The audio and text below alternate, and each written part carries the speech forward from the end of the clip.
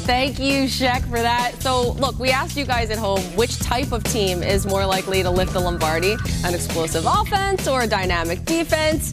And 59% of you say an explosive offense. So, you know what, we've debated this so many times. It kind of just depends on the matchup, though. Like, it all. I think you get that statistic like that is because it's more things for fantasy football people on offense than it is for fantasy football on defense.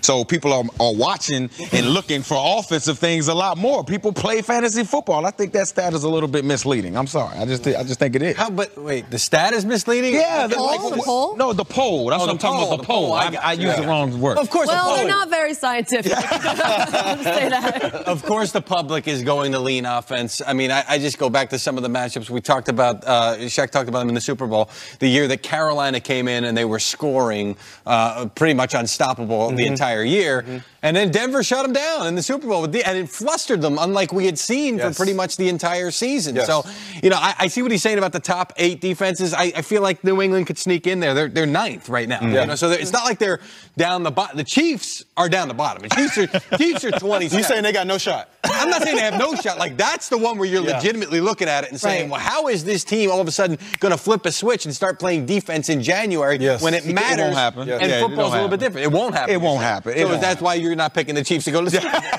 Exactly. We sniffed that out right now. Well, once you get into the postseason, right, and you get late into the regular season, you like to be playing complementary football, but at this point right now, I'm not buying the Chiefs and I'm not buying the Rams as well because they're not getting enough production from their defenses. The offense having to go out and score, and I've said this multiple times, when you're an offense and you feel like we have to go out and outscore our opponent every week, that's a lot of pressure, right? Jacksonville is feeling that pressure this year of their defense having to carry this team for the last 2 or 3 years. And so I go back to 2006, right? We always had a great offense when I was in New Orleans. In 2006, we went to the NFC Championship game. We didn't have a great defense. We lost to that Rex Grossman Chicago Bears team who went on to the Super Bowl. Fast forward 4 years later, 2009, we had a really good defense and ended up winning the Super Bowl. And I remember the first time I met Greg Williams when he was on his recruiting trip the offseason before 2009, and I told him, I'm not sure if he remembers this, I told him, I said, if you come here, we will win a Super Bowl. And we ended up winning the Super Bowl because he changed our defensive philosophy. He brought that aggressive play to our defense, which is what we needed. We got so many turnovers. We got extra possessions.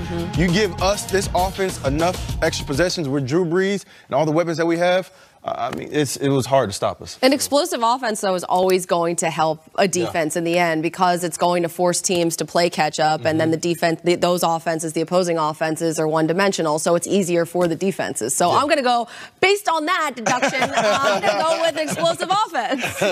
But Imrob, you played on the team with a really good defense and a good offense, man. Speak to that a little bit, because I felt like that defense, when I played against them, we couldn't run against them. We couldn't throw against them. Like they were so good. They were so good. Well, it's the best insurance policy that an offense or a quarterback could ever have, right? You can go out there and take a sack because you know what? You're gonna get the ball back at some point. In the NFC Championship game, we played the San Francisco 49ers. The very first play of the game, Russell fumbled, and we turned the ball over inside of our own 20-yard line, and we only gave up 3 points. That was partly why we were able to win that game and go into the Super Bowl.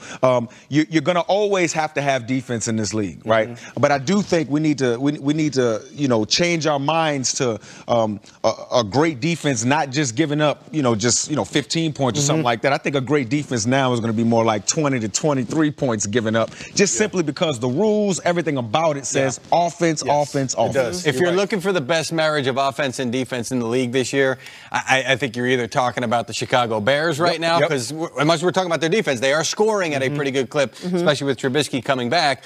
Or maybe the Saints, who are 12th in scoring defense right now and can get after you on the front, need better coverage in the back end from Eli Apple, need to start seeing that. And that's what I'm saying is complementary football, right? The reason why the Saints defense are able to be so good because the offense can control the tempo of the game. They can run it whenever they want to. They can score if they need to outscore you, right? So it makes the defense look a lot better. Yeah, that Saints defense, too, is getting better and better, I feel like, each week. So you mentioned 2 teams from the NFC. I'm interested to see who is the best in the AFC in terms of best offense, best defense, most complete team.